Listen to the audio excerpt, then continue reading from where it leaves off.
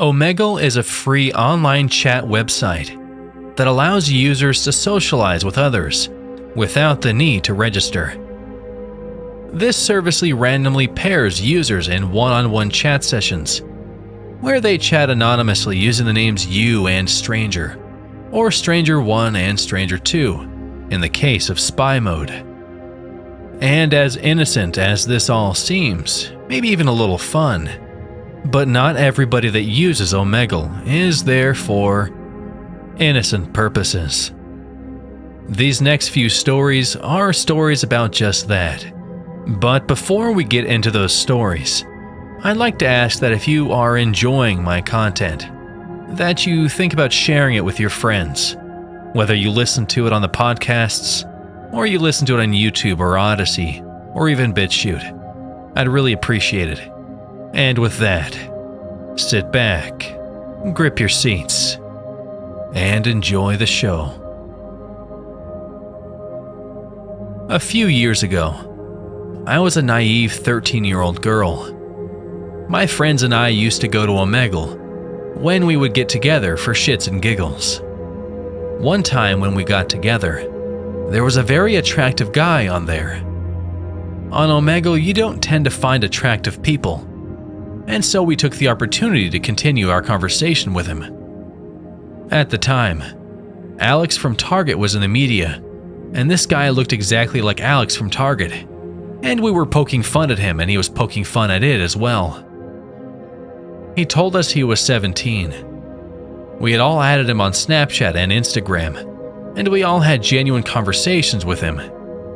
He was a nice enough guy, but eventually all of my friends had blocked him due to him posting that he was finally 20, sending a photo of an inappropriate selfie of himself covering his package to a few of my friends.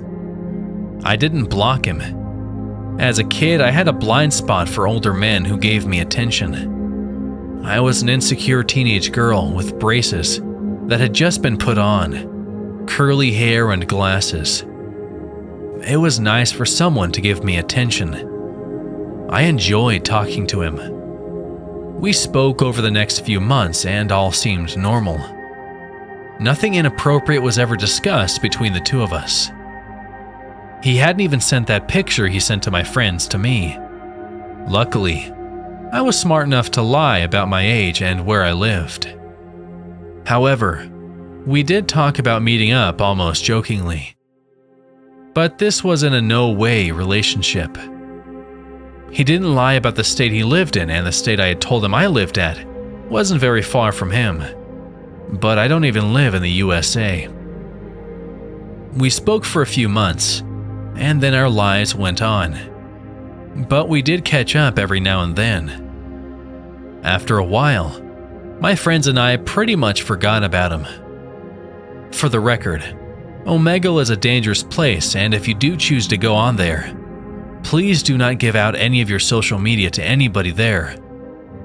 I was fortunate enough to have nothing happen to me by doing that, but I was a stupid kid back then and didn't realize the dangers behind doing that. Then, about 2 years ago, one of my friends brought him up and we wondered what he was up to. I went to his Instagram to see that he hadn't posted anything in almost a full year, and the comments on his posts were very strange.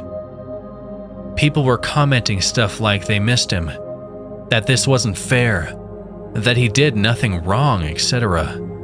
It was strange, and I got curious. So I went to Facebook to see if he had posted anything on there. The second I entered his name into the search bar, a bunch of articles popped up saying that a man with his name had been sentenced to 25 years in prison for doing horrible things to teenage girls. I was shocked. When I saw his mugshot, I knew it was him 100%. Basically, the story goes that about a month before we had met him on Omegle, he did some awful things to a 13-year-old girl. Then a month later, literally days after he had sent a few of my friends that inappropriate photo of himself, he picked up that same girl and a friend of hers. He took them to an apartment and forced alcohol down their throats.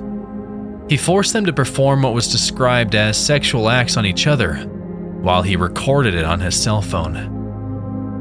Then he did horrible things to them afterwards. Thankfully, he was charged a few months later.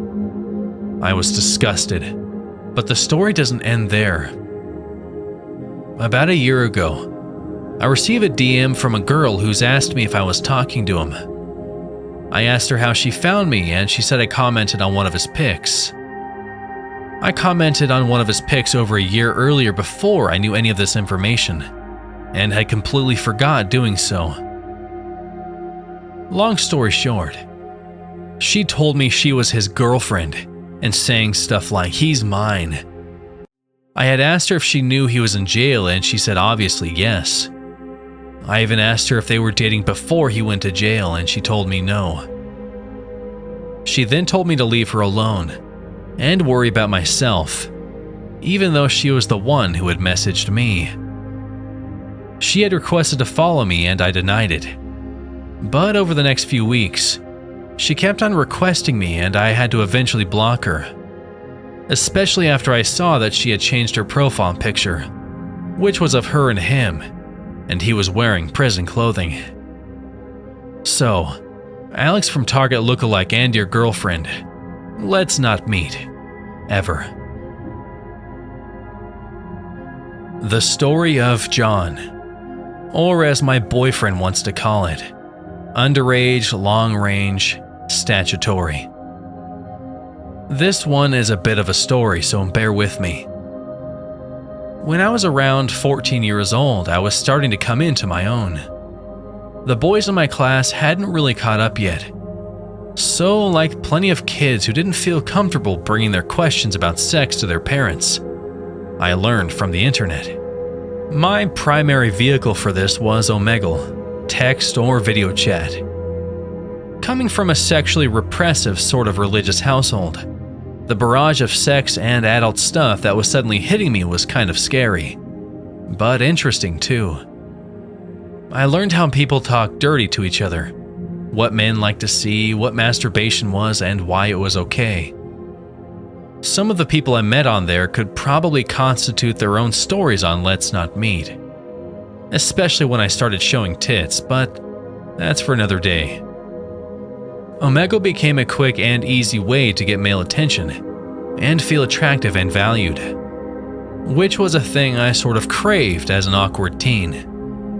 I got a lot of it on there because I was a redhead who was developing quite a body to grow into.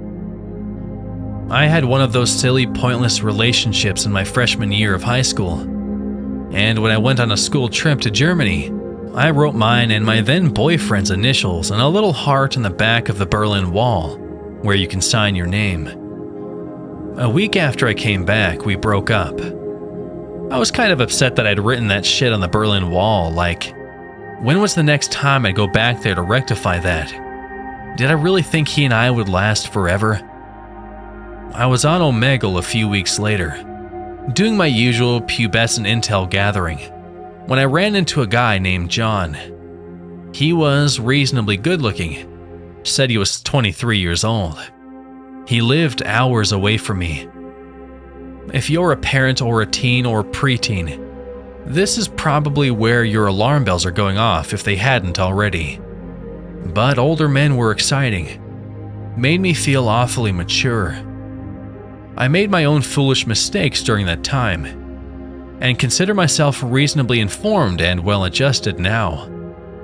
I made it this far without being kidnapped and thrown in someone's basement. John asked if I would flash my boobs. I politely declined, and we ended up having a pretty decent conversation. We ended up talking about Germany. Turned out he was going in a few weeks. I told him where to find the initials and asked if he could please cross them out for me. We exchanged email addresses, and a few months after that, he emailed me to say mission accomplished. This was the start of the summer after my freshman year. I had just turned 15. John and I started talking more and more. On MSN or Windows Live, whatever it's called now. That summer we talked for hours every day. and we'd video chat late into the night. He'd type instead of talk, mentioning a roommate who was sleeping. We started to develop romantic feelings for each other, or what seemed like them at the time for me, a child. We would engage in very detailed sex fantasy chats. He told me he liked me, told me I was really mature for my age, talked about running away together when I turned 18. One night on video chat, he looked really sad. He told me that he didn't want to lie to me anymore, that he was married and had been since he was 21. He married after dating for less than a year, didn't put much thought into it, and she wasn't kind to him. Apparently she would snap and be awful under pressure. He had dreams of becoming a photographer that she had no regard for, and he wanted to divorce her. This is the point where a reasonable person would abandon ship. I was not a reasonable person. I was a kid. So I did not cut off contact with him. I told him I was in love with him. I understand this isn't the typical LNM story, because I'm not some hapless victim.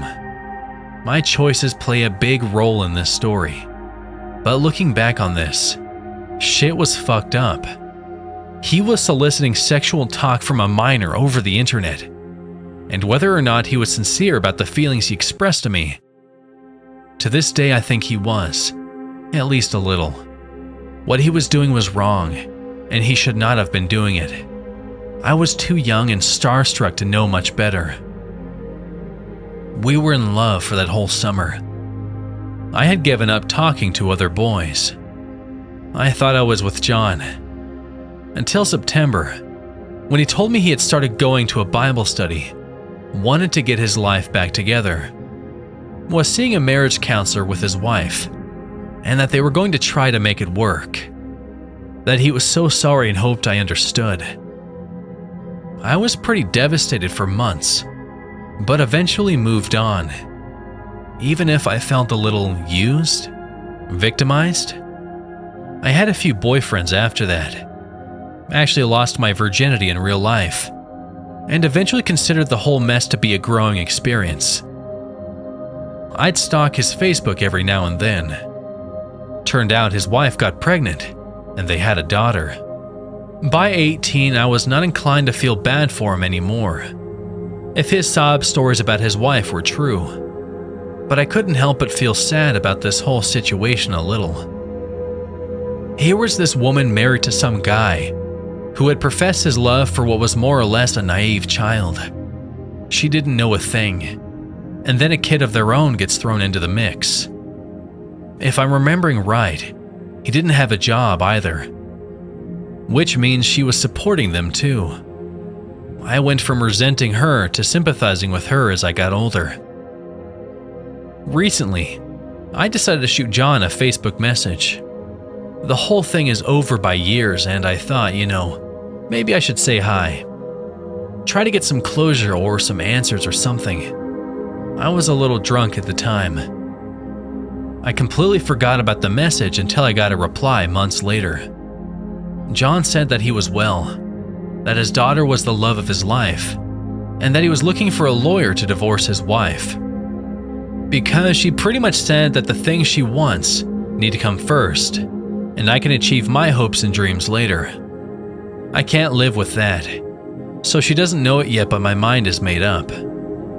Okay, glad to see you're moving forward a little and finally trying to claw your way out of what is clearly a shitty situation for all parties involved.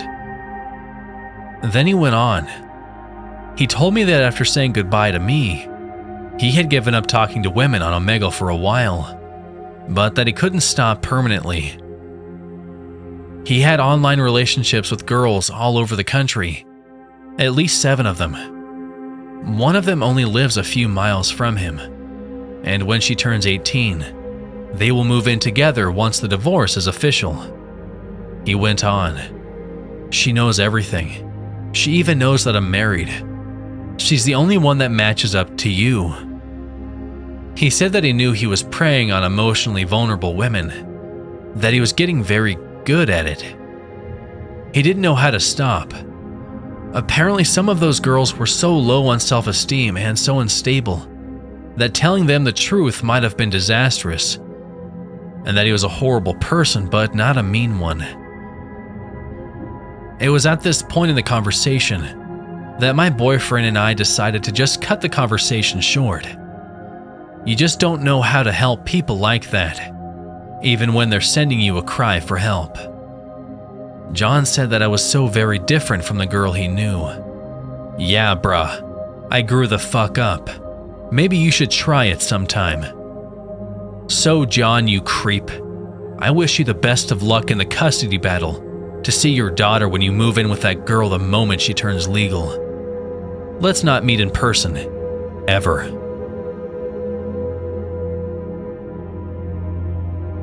This isn't the usual type of story on here, but I thought this would be worth posting. I remembered this happened the other day and wanted to share. When my friends and I were 15 years old, we went on Omegle a lot.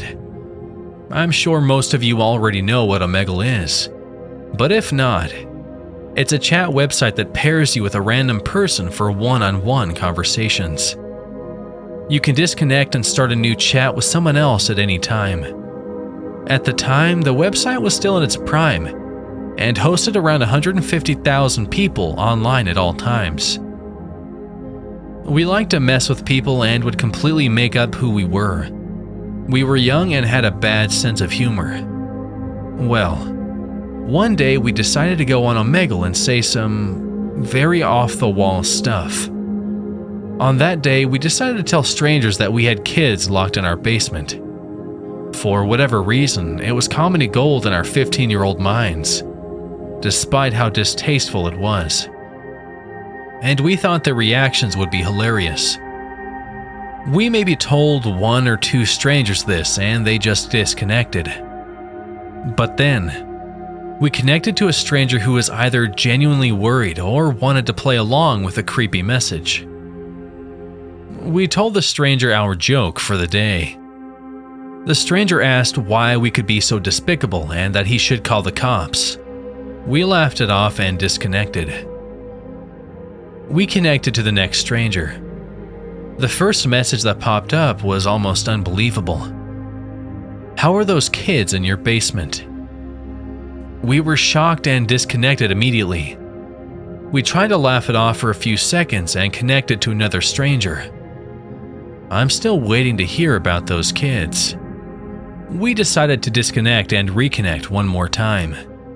The last message this person sent was, "I'm still here, and I'm still waiting for an answer." Finally, we came to our senses and got off the computer for a while. I remember being so worried that whoever that was called the cops on us. Luckily, nothing ever came of it.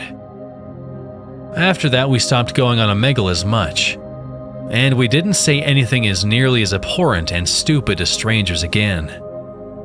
I still wonder if a moderator was on the site and had a way to keep connecting to us, or if it was someone that was good at hacking. I'm sure what we told that person freaked them out as much as they freaked us out. Overall, we learned a good lesson and realized that we weren't as funny as we had thought.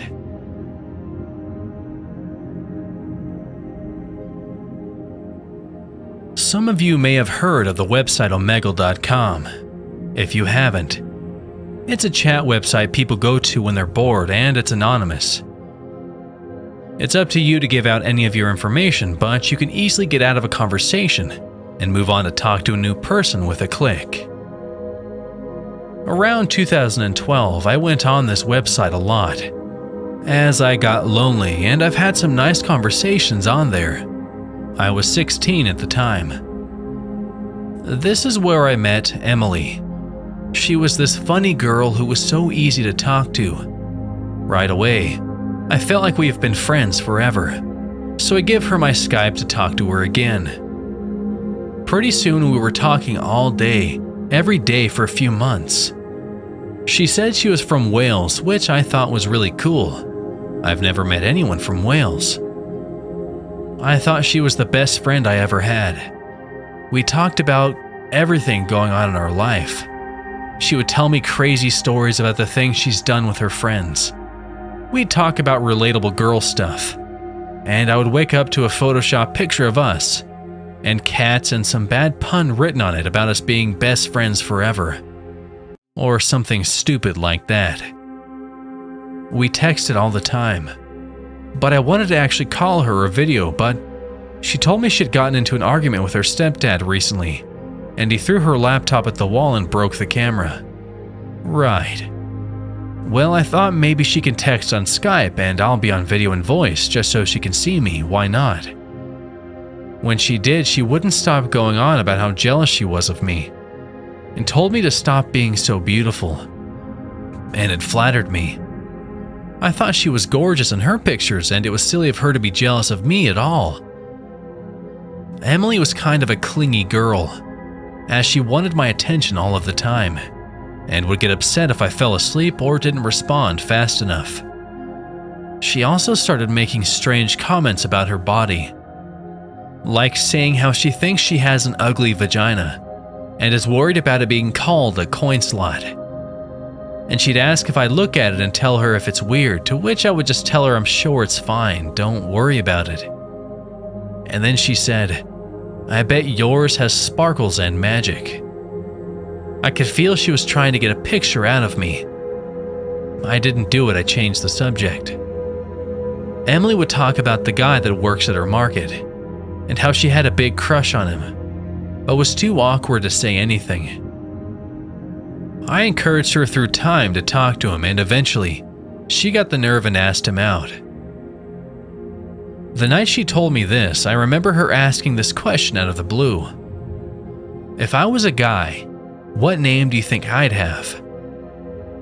Suddenly, I had this sinking feeling inside. Reading this as I realized I never heard her voice or saw her in video.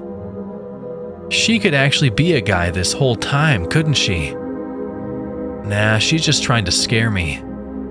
She tries to get reactions all the time, and her photos add up to everything she talks about. I have nothing to worry about. I decide to join in. John? I was hoping you would say Jacob. Huh, that's weird. But once again, I thought she was just being her weird self, and we moved on to talking about other things. I did tell her she almost scared me though, and she laughed and apologized.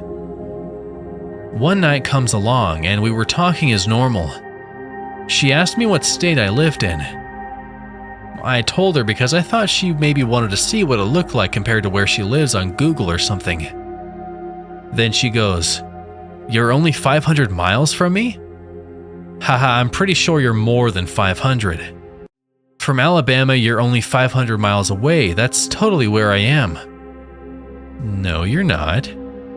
Yup, I go to blank school. I look up this school and sure enough, it's in Alabama. But you can easily just look for a school on Google Maps. So I thought she was making up stuff to get more reactions. Hey, Strawberry Fields 95, I fixed my camera. We can video chat tonight if you want. Yeah, I was so excited. We had talked for 2 months, and I finally get to see her instead of pictures and text. I get all set up in the living room and call her. She answered. You know when you feel frozen with fear, and time feels slow? That first second, when I saw him, I thought, maybe that's her brother or friend and she's going to move the camera to her. Nope, it's just him.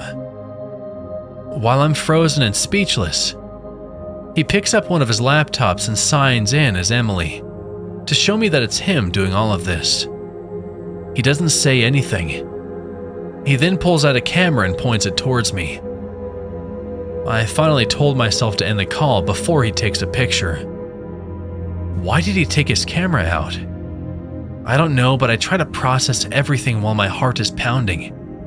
And even though he may not be near me physically, it was still very creepy and disturbing to me. I pulled myself together and decided to try to get answers. I wrote him simply, "Why?" And he says, "I was dared by some friends to pretend I was a girl on Omegle. but I thought you were really cool, so I kept it up. I stopped talking to the other guys though, just you. I wanted to keep talking to you. Guess what his name was? Jacob. He was 21, or so he said, and he's from Alabama. I couldn't understand how he kept up with this fake life of Emily every day, and even have pictures to make it all seem so legit. It was almost like Emily was real and died that night. This girl in these pictures, who were they?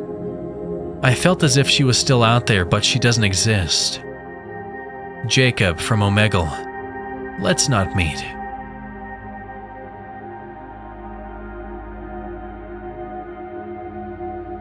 It took me 4 years to feel entirely safe posting this.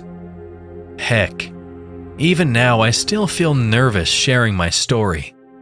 But I need to get this out there, not only for my sanity, but hopefully as a cautionary tale for others who may turn to the internet for love.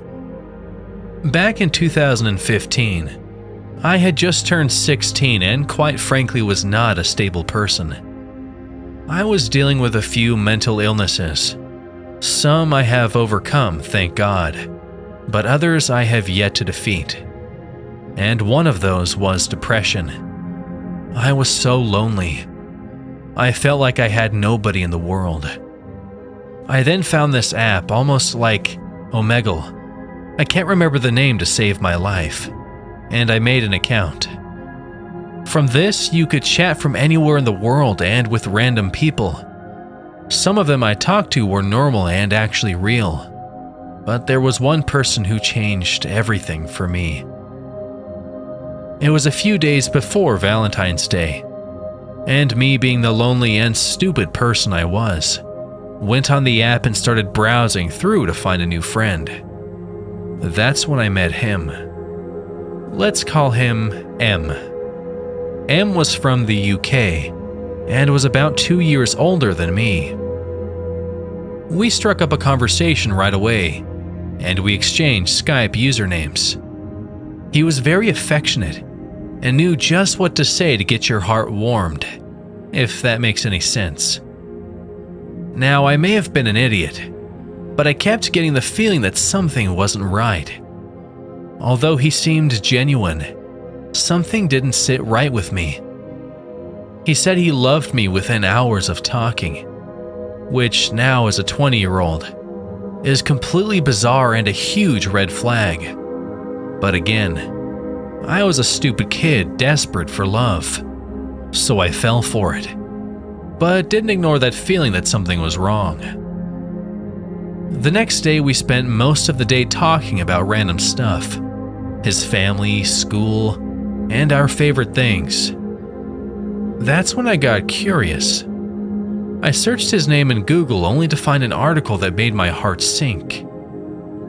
He was real, but he was a monster. Apparently he had gotten a 13-year-old girl pregnant after months of sexual abuse and somehow escaped jail time. I was horrified. I confronted him and he flipped out. He told me to kill myself and logged off. I was so scared by the whole thing that I slammed my laptop shut and cried for the rest of that night. I didn't know what to do. I knew that I did something terrible, and I felt so much guilt about the whole thing, mainly because I trusted this guy, and to find out the terrible thing he did to that poor girl made me sick to my stomach. My heart hurt for her. The story doesn't end there. Although I did meet my ex shortly after, I never got past the feeling of guilt from this. I reached out to the person who wrote the article, mainly because he was in close contact with the people investigating this guy. And since I'm in the US and he is in the UK, I didn't know if there was much that could be done. He was a very nice man, and told me that I did the right thing by contacting an adult about the situation. And he told me the stuff he was allowed to share with me about this person I was talking to. He asked questions of his own about this, and showed a lot of concern as this person was a dangerous individual. He said he was still looking into the story and that my account helped, as now he has moved from the real world to the digital world. I never heard anything from the reporter after that, and life subsequently went on, but I have never forgotten those few days and likely never will. I still feel the guilt for not doing something, the fact that he could do this again to another girl. I knew it was my fault for trusting him, but I have gotten smarter with my online life, and am more careful with who I am talking to and what I share. I am now 20 years old, and in a very healthy and very happy relationship with someone new, and my mental health has improved significantly, but this event still lingers in my mind. To M, let's never ever meet.